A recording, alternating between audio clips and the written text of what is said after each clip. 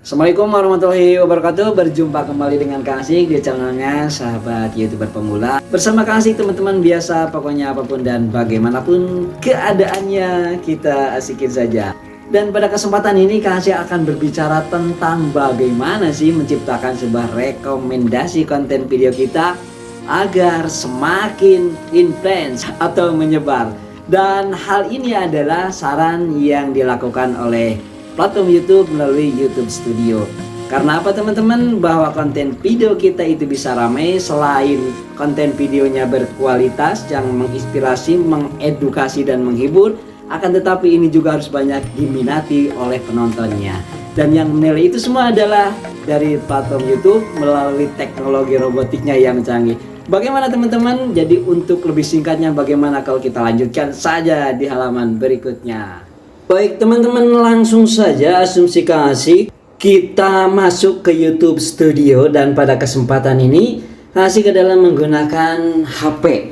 Jadi sekali-kali kita membuat konten adalah di HP, karena selama ini Kang Asik sering menggunakan personal komputer. Baik teman-teman, yang akan Kang Asik bahas hari ini, kalau beberapa hari yang lalu adalah mengenai thumbnail, tentunya adalah yang dipandu oleh YouTube. Dan pada saat ini juga Kang Asik akan menyampaikan panduan dari YouTube, tentunya adalah dari sebuah menu analitik dan di submenu ringkasan masih. Kalau kemarin berbicara tentang tips terbaik untuk thumbnail Anda, kemudian pada kesempatan ini kita cari lagi yaitu seputar bagaimana sih kalau YouTube itu merekomendasikan video kita. Jadi secara ilmiah, secara alasannya seperti apa?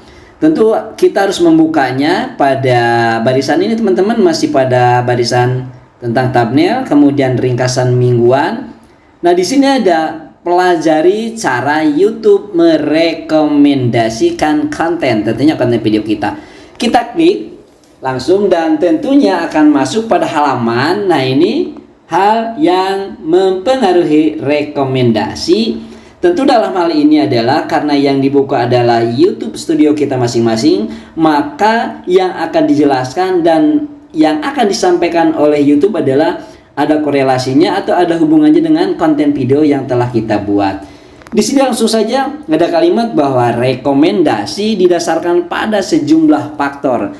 Nah, tentunya rekomendasi itu adalah ada alasannya. Dan alasannya apa yang paling potensial? Karena yang dibuat adalah konten video, maka ini adalah berhubungan dengan penonton. Karena di sini penonton Anda adalah faktor utama di balik rekomendasi tersebut. Sehingga kalau konten video kita dinilai dalam analitik video performanya bagus, sedang, ataupun baik dan sangat baik, itu sebetulnya tergantung penonton, jadi bukan kata kita. Sehingga untuk lebih jelasnya, di sini YouTube mengajak mari kita pelajari lebih lanjut. Dan di sini ada gambar Kang Asik ya. Ya karena memang ini adalah konten video Kang Asik, channel Kang Asik.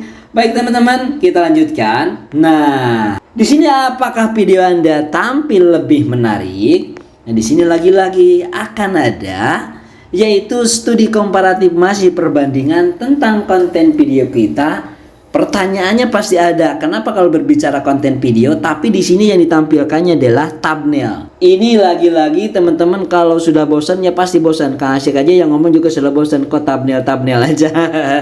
Oke, karena memang thumbnail adalah gerbang utama daripada konten video kita, sehingga tentu yang akan ditampilkan adalah gerbangnya sebagai pintunya. Di bawah di sini YouTube menyarankan dengan bijak bahwa posisikan diri Anda sebagai penonton yang tidak mengenal channel Anda. Jadi seolah-olah video ini yang kita tonton ini adalah bukan konten video kita. Kita harus merasa menjadi orang lain gitu maksudnya. Apa yang Anda akan klik? Kan seperti itu. Jadi tentu jawabannya teman-teman juga sudah pada tahu. Walaupun yang tidak tahu akan melihat thumbnail, yang diklik itu adalah thumbnail yang paling menarik menurut perasaan hatinya, menurut imannya yang tergoda sehingga ingin mengklik thumbnail tersebut. Itu maksudnya. Baik teman-teman, kita lanjutkan ke halaman berikutnya. Di sini, nah ada pertanyaan, apakah penonton mengklik video Anda? Jadi setiap 100 kali thumbnail Anda ditampilkan, jadi kalau kita misalnya punya thumbnail menarik, itu Setiap 100 kali thumbnail Anda ditampilkan, penonton akan mengkliknya itu paling sedikit 5 kali. Itu menurut perhitungan, menurut analisa YouTube. Nah, bagaimana kalau misalnya video populernya itu diklik hingga 10 kali pada hari pertamanya? Terbayang kan? Kalau setiap 100 kali ditampilkan ada 5 kali, nah ini 10 kali kalau video yang populer. Berarti kurang lebih adalah 200 kali thumbnail kita sudah ditampilkan. Akan tetapi thumbnail seperti apa? Balik lagi adalah thumbnail yang benar-benar menggoda iman penonton. Sehingga semakin banyak diklik thumbnail kita, tentunya akibat dari apa? Balik lagi, akibat dari konten video kita yang menarik. Karena apabila konten video kita menarik, oleh YouTube akan terus direkomendasikan kepada penonton kita. Baik teman-teman, kita lanjutkan lagi. Di sini ada pertanyaan lagi nih. Apakah video Anda menarik orang untuk terus ditonton? Di sini baru mulai. Ini adalah tentang konten video kita. Video 10 menit Anda nih milik Kang Asik nih ada 3 menit. Nah, yang mereka tonton. Akan tetapi di sini ada lagi sebuah penjelasan bahwa beberapa video 10 menit yang populer, yang seperti tadi bisa 3, bisa 5, yang populer itu bisa dilihat di halaman depannya. Di situ tinggal klik video populer itu ada berapa, teman-teman tinggal lihat silakan. Jadi beberapa video 10 menit yang populer, nah ini ya, maksudnya yang Kang Asik, itu rata-rata ditontonnya adalah 5 menit. Ini kan sudah luar biasa. Kalau video kita 10 menit, menontonnya 5 menit lebih 10 detik, itu artinya sudah 50% kita video sudah ditonton. Dan untuk yang pertama tadi, video yang 10 menit Anda ditonton 3 menit. Jangankan yang 5 menit teman-teman, yang 3 menit saja sudah itu baik. Karena apa? Kalau 3 menit dari 10 menit kurang lebih itu adalah sekitar 33,1%. Jadi kedua-duanya kita tidak rugi kalau membuat konten video menarik yang diawali dengan thumbnail yang menarik sudah merupakan sebuah progres atau perkembangan yang baik. Ujungnya kalau yang belum monetisasi akan menambah jam tayang dan subscriber. Bagi yang sudah monetisasi itu sudah jelas akan mendatangkan dolar ataupun rupiah yang sangat fantastis. Baik teman-teman, kita lanjutkan. Apakah penonton menikmati video Anda? Kalau kita melihat durasi tadi antara 3 menit sampai dengan 6 menit itu sudah sangat bagus. Karena penonton akan, nah di sini keterangan teman-teman lihat, penonton melihat lebih banyak video yang mereka sukai. Jadi selain menyukai, kemudian ini adalah juga memberikan respon dalam kolom komentar secara positif. Selain itu teman-teman, kalau mereka menyukai juga dibagikan ataupun di-share, maka rekomendasi kita akan semakin berkembang. Selanjutnya, jangan lupa orang juga dipengaruhi oleh minat topik. Ini lagi-lagi yang Kang Asik bicarakan adalah apa? Tentang tema. Dan temanya harus satu tema. Mengerjakan temanya harus dengan hobi, dengan skill kita, dengan kemampuan kita. Jadi kita jangan memaksakan, apalagi meniru konten video orang lain, itu akan gagal. Karena apa? Kita akan kehabisan ide. Selanjutnya adalah poin kedua adalah kompetisi. Apakah ada video lain dengan topik sama yang bisa mereka tonton? Nah, contohnya kalau kita misalnya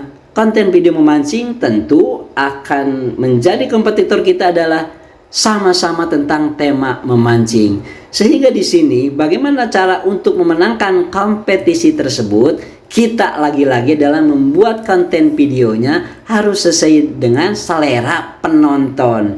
Yang bagusnya seperti apa Kang Asik? Kang Asik tidak bisa menilai. Karena apa?